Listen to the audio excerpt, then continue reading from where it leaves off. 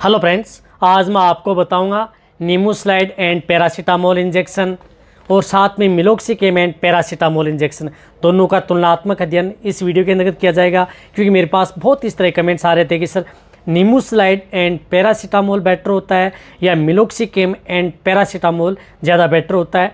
कौन सी स्थिति के अंतर्गत हम कौन से पशुओं को किस तरह का इंजेक्शन यदि हम लगाएंगे तो हमारे पशुओं को ज़्यादा और अच्छा रिजल्ट देखने को मिलेगा। इसलिए दोनों जो साल्ट आते हैं उस इंजेक्शनों के बारे में, चाहे किसी भी कंपनी का हो, उन इंजेक्शनों के बारे में डिटेल से बताया जाएगा। इसलिए वीडियो लंबी भी होगी तो वीडियो को आप स्किप करके मत देखना, पूरा देखेंगे। जितने वेटरनरियन हैं उनको पूरा प्रॉपर नॉलेज मिल जाएगा। देखो, मैं आज बात करूँगा जिस प्रकार से फेविनिल इंजेक्शन आता है, जिसके एस्टर आता है, इसके अंतर्गत साल्ट आता है नीमूस्लाइड एंड पैरासीटामोल, और साथ साथ जो एक इंजेक्शन आता है इंटास का, जिसके है मिलोनेक्स प्लस, जो अच्छी तरह से लोग जानते हैं, जिसके अंदर साल्ट आता है मिलोक्सिकेम एंड पैरासीटामोल।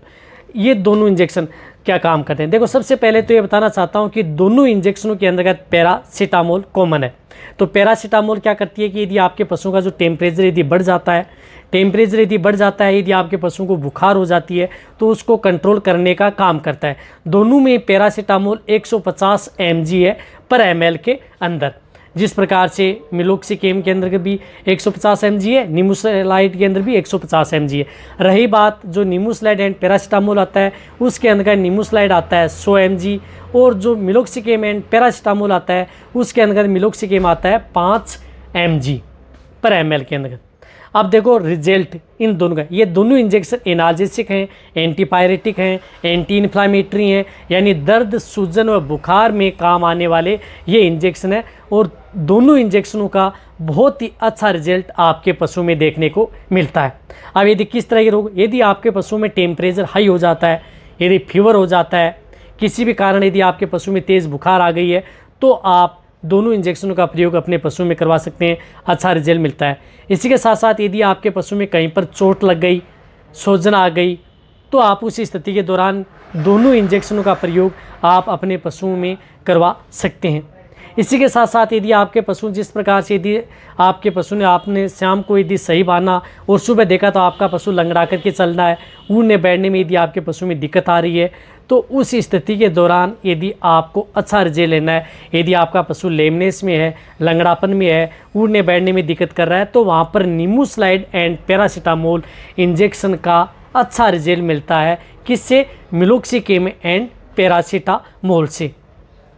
इसी तरह से यदि आपके पशु में जिस प्रकार से गर्मी है, गर्मी की चपेट में यदि आपका पशु आ गया है, लू की चपेट में यदि आपका पशु आ गया है, तो उस स्थिति के दौरान भी आप दोनों ही इंजेक्शनों का प्रयोग उन पशुओं में करवा सकते हैं। दोनों का ही रिजल्ट आपके पशु में अच्छा देखने को मिलता है। एक और बताना चाहता हूं कि यदि आप अपने पशु का यदि टेम्परेचर 104, 105 डिग्री फ़ारेनहाइट तक यदि चला गया है, यदि उस स्थिति के दौरान यदि आपको एक्यूट स्टेज में यदि फर्स्ट यदि टेम्परेचर यदि आपने पशुओं को तोड़ना है, तो वहाँ पर इंजेक्शन का रिजल्ट मिलता है नीमूस्लाइड एंड पैरासीटामोल। यानी इस इंजेक्शन का रिजल्ट उस इंजेक्शन से कई गुना बेटर रिजल्ट आपके पशुओं में देखने को मिलता है। रही बात दोनों इंजेक्शनों में दिक्कत यही है कि जो नीमूस्लाइड एंड पैरासीटामोल इंजेक्शन आता है वह थोड़ा गाढ़ा आता है और उसके अंदर जो कलर होता है वो थोड़ा गहरा होता है, इसलिए उसको प्रयोग करते समय थोड़ी सावधानी आपको रखनी चाहिए। रही बात, इस इंजेक्शन को सबसे लास्ट में प्रयोग करना चाहिए।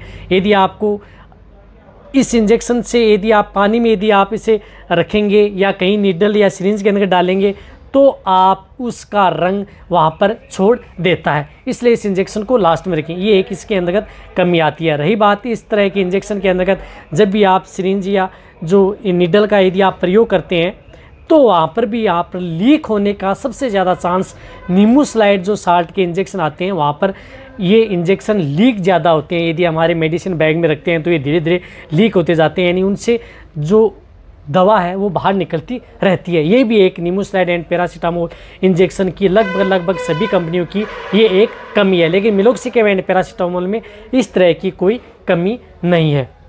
अब रही बात, देखो एक और बताना चाहता हूँ कि यदि आपको दोनों इंजेक्शन को यदि बारे में बताएं तो बेटर कौन सा है, तो साफ साफ दिखता है कि nimesulide and paracetamol injection meloxicam and paracetamol injection से कई गुना बेटर है।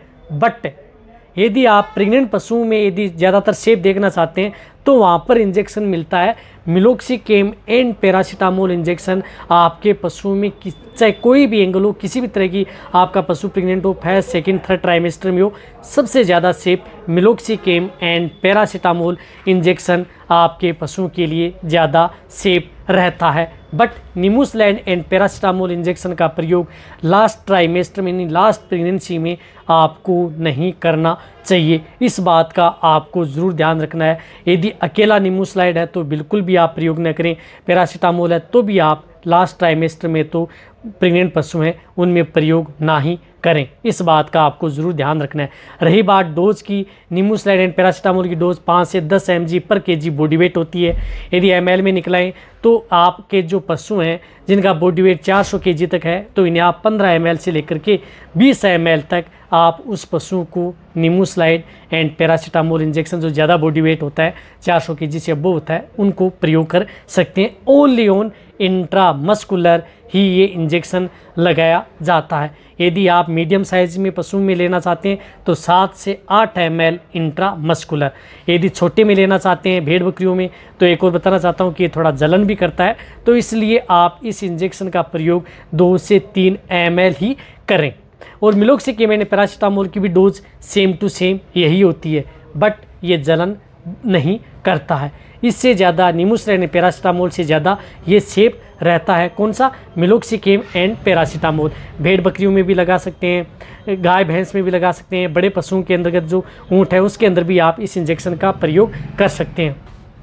लेकिन कई तरह की जो डिजीज़ होती हैं उसके अंतर्गत यदि आपका जैसे यदि आपके पशु में कहीं पर सूजन आ गई है शरीर पर, या यदि आपके पशुओं को किसी ने काट लिया है तो वहाँ पर यदि सूजन आ गई है, या यदि आपके पशु में कारणवश किसी भी एंगल से यदि किसी भी कोई आपको कुछ समझ में नहीं आ रहा है, पशु आपका प्रेग्नेंट नहीं है, शरीर में बॉडी में सूजन है, बुखार है, टेम्परेचर यदि हाई हो गया है, तो उस स्थिति के दौरान आप निमोसलाइड एंड पैरासीटामोल इंजेक्शन का प्रयोग करें। सबसे ज़्यादा बेस्ट रिजल्ट आपके पशु में देखने को मिलेगा। यदि आपको फास्ट रिजल्ट लेना है तो निमोसलाइड एंड पैरासीटामोल का, यदि थोड़े समय में यदि आपको रिजल्ट लेना है तो वहाँ पर आप मिलोक्सिकेम एंड पैरासीटामोल का प्रयोग कर सकते हैं। ज़्यादा क्रिटिकल स्टेज है निमोसलाइड, नॉर्मल स्टेज है आप अपने पशुओं को मिलोक्सिकेम।